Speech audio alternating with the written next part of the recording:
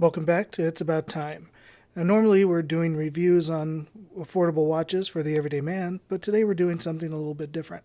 Today I wanted to go over one of those watches and show you how it works, give you all the details on how to operate the Casio G-Shock Solar Atomic Watch. First, let's go ahead and do a customary wristwatch check. Today, I've got my Armatron skeletonized automatic. This is a really cool watch that I'm quickly falling in love with. I've only had it a couple of weeks. I will have a video on this pretty soon. But let's go ahead and get back to the star of the show today, and that would be our Casio G-Shock Solar Atomic. Now, first thing that we'll get into is setting the time. Most of that's going to be done through this mode button here and the adjust button here. And then you have a forward and a reverse button to make those adjustments once you've selected what you want to look at. And one of the first things that you'll want to do is check to see when the last time your watch synchronized to the atomic tower.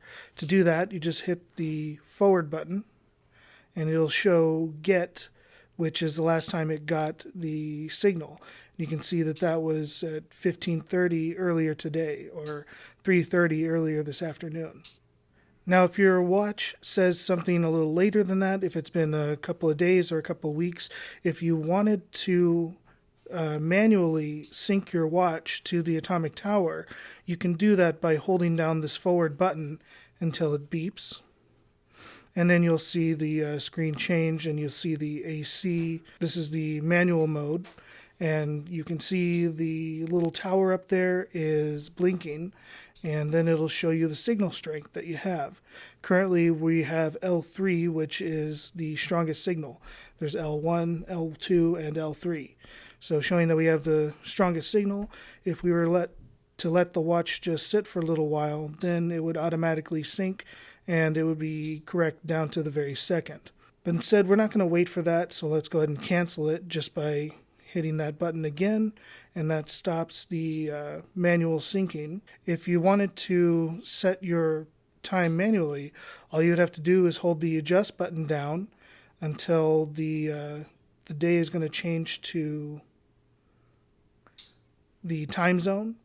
And you can see right now we are in the LAX time zone, or Los Angeles time zone. To adjust that to your proper time zone, all you have to do is hit the forward or back buttons until you reach the city that corresponds with your time zone. I happen to live in California, so LAX is perfect. Hitting mode will switch through the different adjustments that you can make. Now, this auto that it's referring to, now that we've hit the mode button, is referring to our automatic daylight savings time. And you can see up in the corner there, the DST is what's flashing. That little bar is flashing DST. So if we hit forward, it will turn DST off. If we hit forward again, it'll turn it back on. So if you live in an area that has daylight savings time, which is most of the US, you probably want to just leave it on auto. And that way daylight savings time will update every time your watch updates when it syncs to the tower. Moving on to the next adjustment, you can select hitting mode button.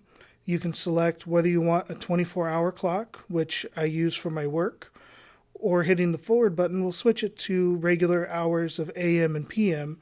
And you can see it's 6:56 PM, and the little P right there just showed up, indicating that we are looking at PM and not AM time. I like to leave it on 24-hour, and the little P disappears because military time already tells whether you're in AM or PM. Moving on to the next adjustment, you can manually set the time if you're in an area that does not have signal to the atomic towers, to one of the 6 towers throughout the world. Now, while it's flashing on seconds, all you have to do is hit the forward button, and that will zero the seconds back out. That way you can synchronize your watch with one that you already know is correct. The next adjustment, by hitting mode, would be the hours. And this is pretty straightforward. You can go forward or backwards by hitting the reverse button up here.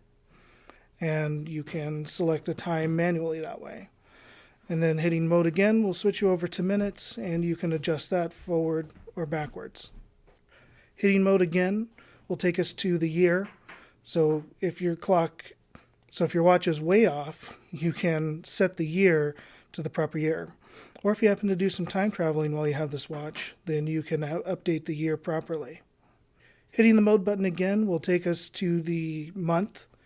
It is October. Once again, if your watch is off, this will allow you to adjust your date. Hitting mode again will adjust the day. And you can go forwards or backwards. Hitting mode again will take us to a keynote, and that will determine whether or not you have the little beep that happens every time you hit the button, whether you have that on or not. If you do not want that on, just hit the forward button and it'll go to mute. I happen to like the little beep when I hit the button, so I leave it on with the keynote on. Hitting mode one more time will take us to the LT3, which stands for your illumination time. Now what that's referring to is how long your backlight will stay illuminated after you either hit the G button here and illuminate it, or whether you have the automatic illumination. Either one. That's referring to how long the light will stay lit. There's only two settings for that. There's either L3 or L1, and you can adjust that by hitting the forward button here. You can either have it for 1 second or 3 seconds. I like mine on 3 seconds. Hitting mode again will take you to power save. If you notice, this little indicator is flashing here next to that PS that stands for power save. Power save is where your watch will automatically shut itself down after it has lost a light source and has not been moved for a certain amount of time. Your watch will shut down to conserve power on the battery. You can decide whether to have that on or not. I do like to have that on because I don't wear this watch every single day. So the days that I do have it sitting around the house, it will shut down, and when I pick it up, it will automatically turn itself back on, or if it's exposed to light, a bright enough light source, it'll turn itself back on. Now you can adjust this by hitting the forward button once again. You can have it on or off. I have mine on. So let's go ahead and get to the next. The heading mode again will take us back to the time zone, and that shows that we are completely finished. We have gone through every setting that you can adjust on the timing, the date, and power save.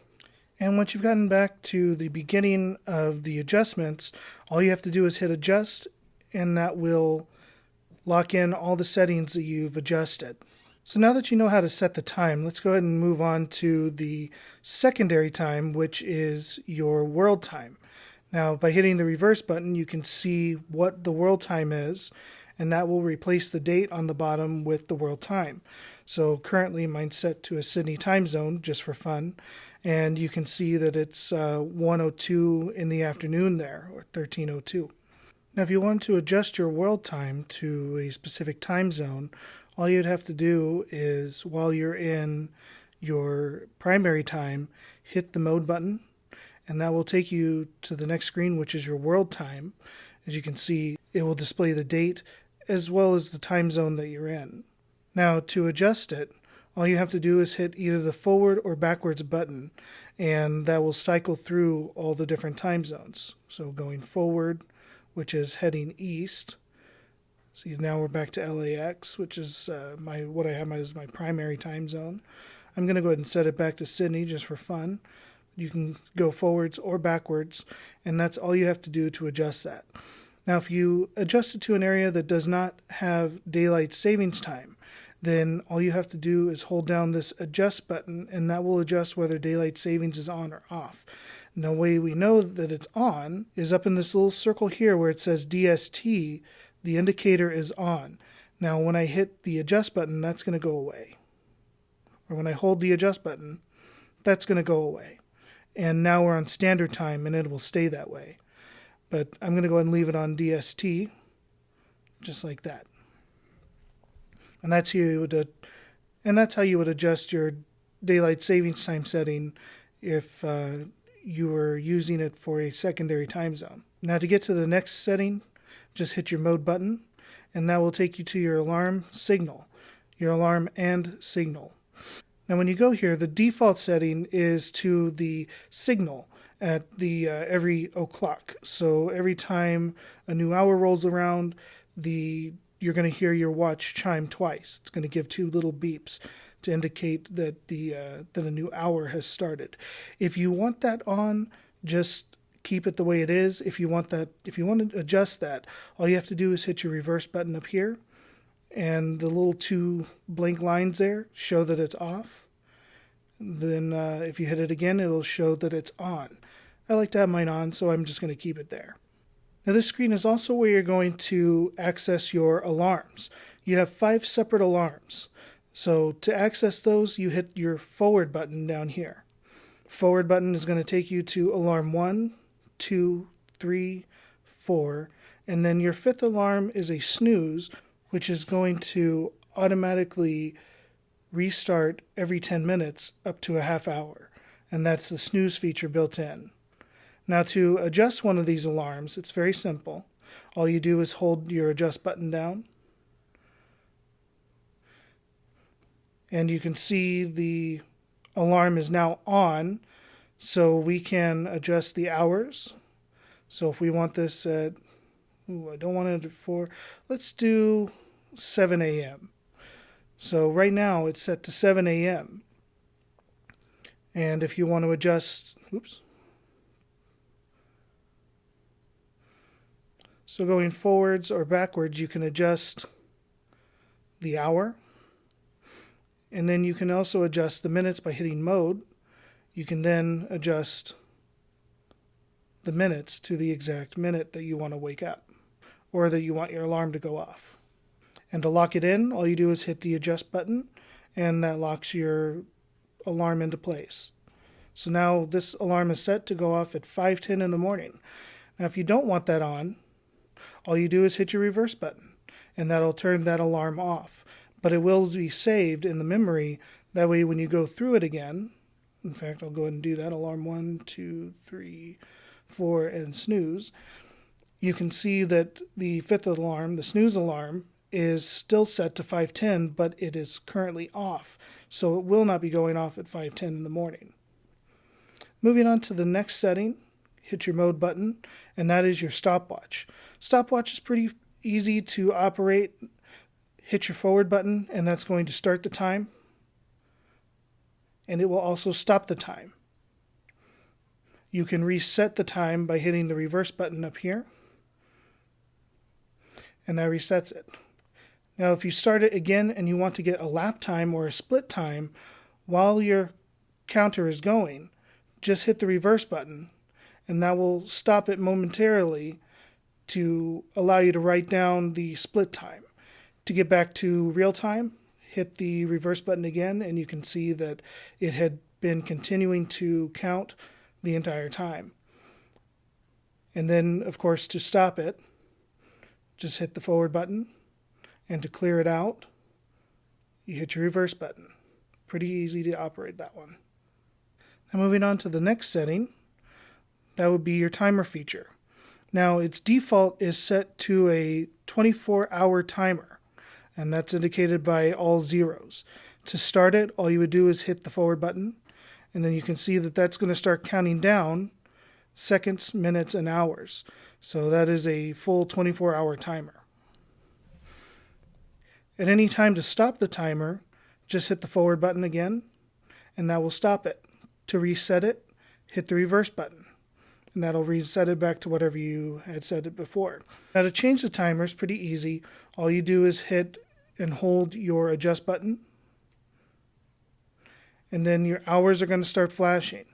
You can adjust those forward, backwards, or forwards, however many hours you want. Or if you only want to set minutes, hit your mode button, and that will select your minutes. So you can go forward or backwards. So if you only needed a 3-minute timer, once you select the amount of time that you want your timer to count down from, hit adjust again, and that will lock it into place. And that way when you hit forward, it will start your timer counting down.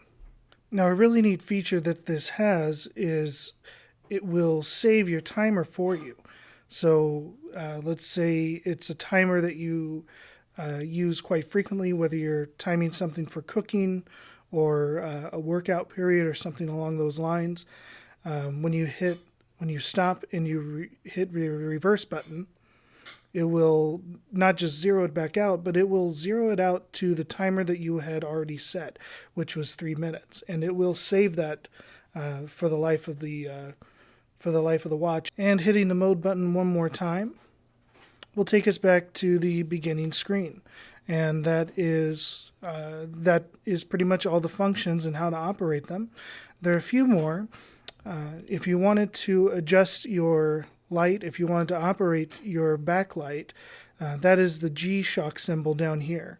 So if you hit that, it'll come on for 3 seconds. Now, if you remember, this does have an automated illumination. And that means every time that you tip your watch from a 90 degree to about a 45 degree, the light will automatically come on. If you didn't want that to take place, if you just wanted to hit the button yourself and not have auto illumination, if you look here in this little circle, it's kind of hard to see, but it says auto EL or auto illumination. And you can see that it's marked, indicating that that is a feature that's on. To turn that on and off, all you have to do is hold the light button for 3 seconds, and that will disappear. So right now, when I tip the watch, you can see it's not illuminating. I like to have that feature on, so I'm just going to hold this button down for 3 seconds, and you will see that come back on there. The little indicator is showing that auto illumination is on. And that pretty much concludes this tutorial on how to operate your Casio Solar G-Shock. If you have any further questions, be sure to ask me down in the comments below.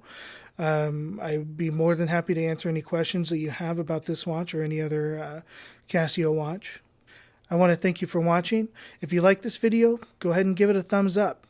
And go ahead and subscribe for more. I will be doing more watch reviews and more tutorials on some of the more complicated models.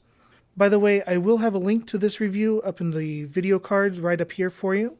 So if you wanted to see the review of this watch, go ahead and click that card and that'll take you right to the video. And lastly, I will have a link in the description below where you can find this watch at one of the best prices that I have found it. That will be linked in the description below. Until next time, thank you for watching and have a great day.